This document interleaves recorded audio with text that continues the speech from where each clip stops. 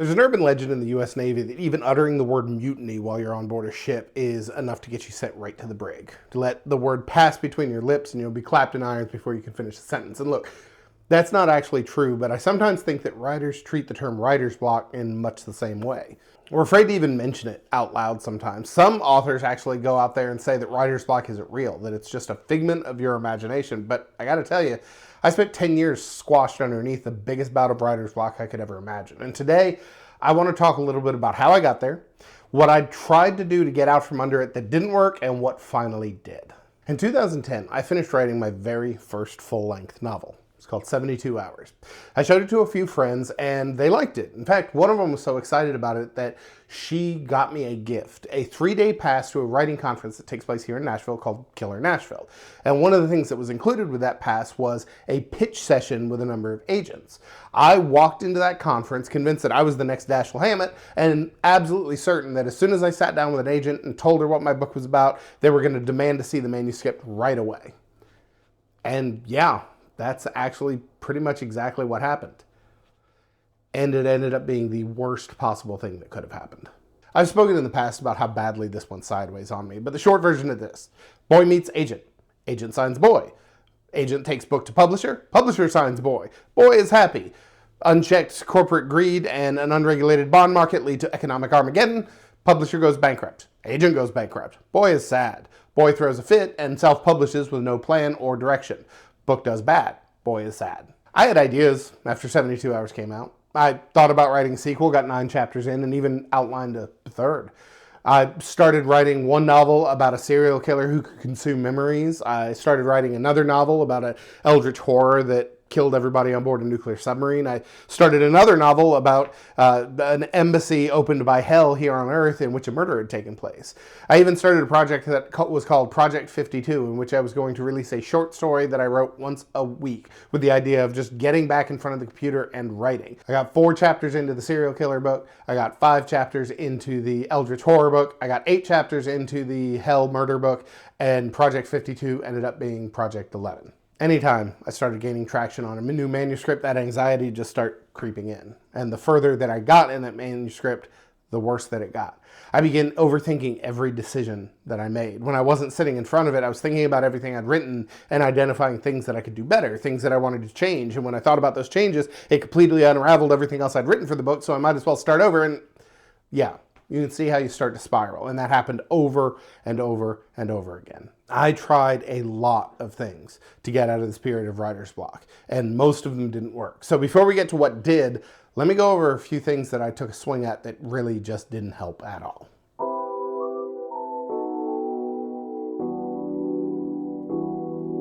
Look, I have a problem, okay? I am extremely addicted to the endorphin rush that I get when I tear into a package. It's like a fun little present from past Dietrich, even while I know that future Dietrich is staring balefully at the credit card bill, cursing my damn name. And it may be easy to think that writers are spared that constant barrage of products that photographers and artists and other creatives are confronted with, but you'd be dead wrong. And because I am indeed a functional idiot who manages somehow to cosplay as an adult human being, over and over again I convince myself that a new notebook or a new pen or a new craft book or a deck of cards with story ideas would be the solution to my writer's block. And it didn't just stop at physical objects either. Every time I saw a new piece of writing software, a new piece of plotting or outlining software, something that gamified the approach to writing, I would buy it without fail, convinced that this was going to be the thing that dragged me out from under my writer's block, and without fail, none of them worked. You can't buy your way out of writer's block. The shit that's in your head that's keeping you from writing, it's going to follow you onto a brand new free write, or onto the giant whiteboard that you got from Facebook Marketplace, or onto one of the 500 leather-bound notebooks that you pick up from Etsy. None of it matters, because it's not what you own, it's something else that's keeping you from getting those words down on the page.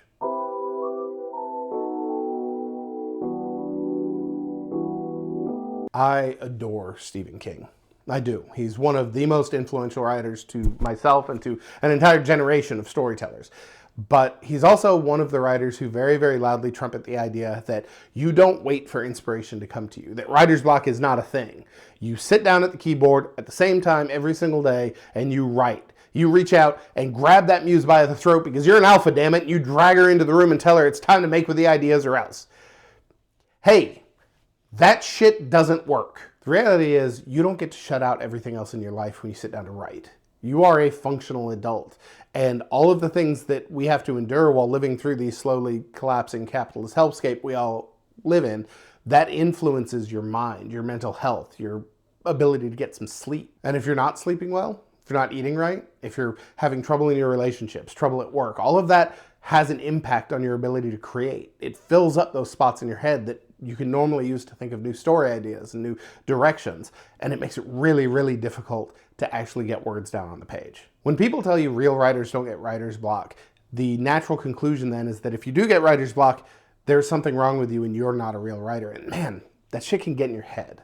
Getting writer's block doesn't make you any less of a real writer. And the sooner you can figure out all the shit that's clogging up your head, the sooner you can get back to telling the stories that you want to tell.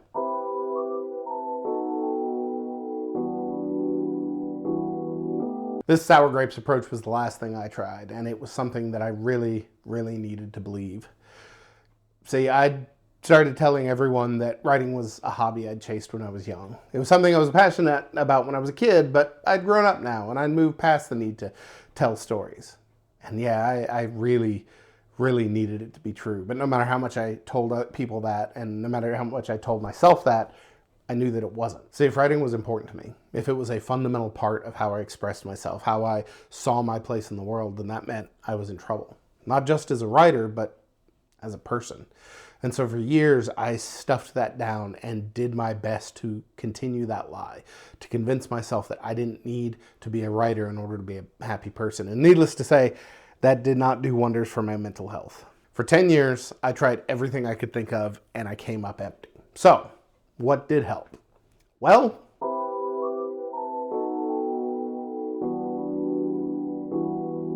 someone once told me that trying to diagnose your own mental health issues is like trying to read a book with your nose pressed tight against the page.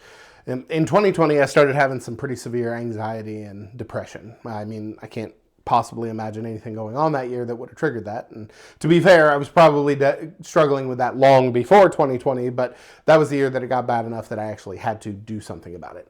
So I started talking with a counselor, and sure enough, it wasn't long before my writer's block came up. 3 months later, I began writing Resident. And in the next 5 years, I wrote 9 complete manuscripts and published 3 books. When I am taking care of my mental health, I write. When I'm not, I don't. That's not a coincidence. We don't get to cordon off all the parts of our life.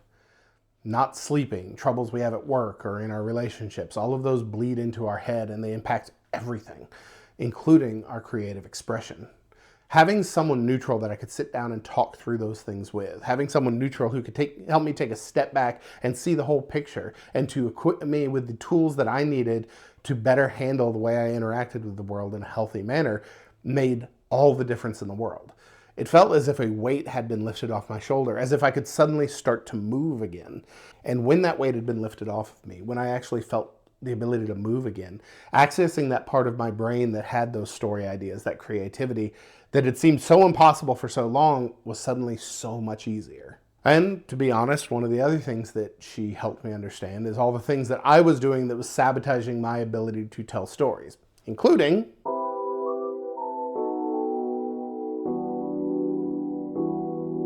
I've spoken with people who tell me that they don't mind editing as they go, but I got to tell you, that is a wildly alien concept to me. I've spoken before about the value that I find in momentum, about how much it's important for me to gain inertia on a project, to keep moving forward day after day after day. And every time I stop to fix something that I know that I'll need to change because of a decision I made later on or a mistake that I know I made earlier, it is like someone throwing a stick through the wheels of my bicycle. I come to an immediate bloody stop, and it becomes absolutely terrifying to even think about climbing back up on that death trap again. There are few things that will give your motivation a shot of adrenaline like finishing a draft of a manuscript. That's the goal. That is what we should all be working for, is getting to the end of that first draft. At that point, you have a whole living, breathing story. And if you've done this more than once or twice, you know that you're going to have to go back and change quite a bit as you do rewrites and edits. And if you know that anyway, why would you risk stalling out that momentum just to go back and fix something that you're going to have to address later anyway? This is one of the biggest things that I learned was stalling out my progress. And the more I began to take a look at that process, the more I began to see the patterns that emerged from manuscript to manuscript, which brings me to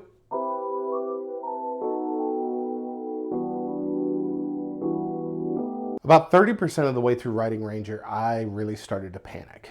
The story was coming along. I had a full outline. I'm not a pantser, I'm a plotter. But I was almost to the halfway point and I didn't know what the heartbeat of the story was. I didn't know what would make the reader actually feel invested in Jane and Antoinette's story. See, a narrative without the heartbeat, without that emotional hook, it's kind of like just reading the Wikipedia article describing the plot of a movie. Sure, it hits all the major beats, but it's not actually going to land for anybody.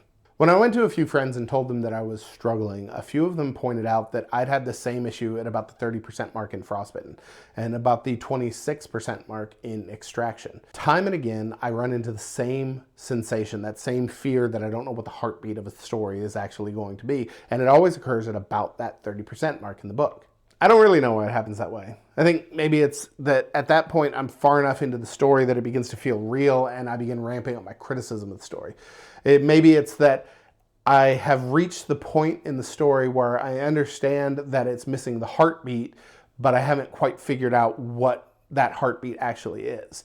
But whatever the case is, it can be really, really stressful for me.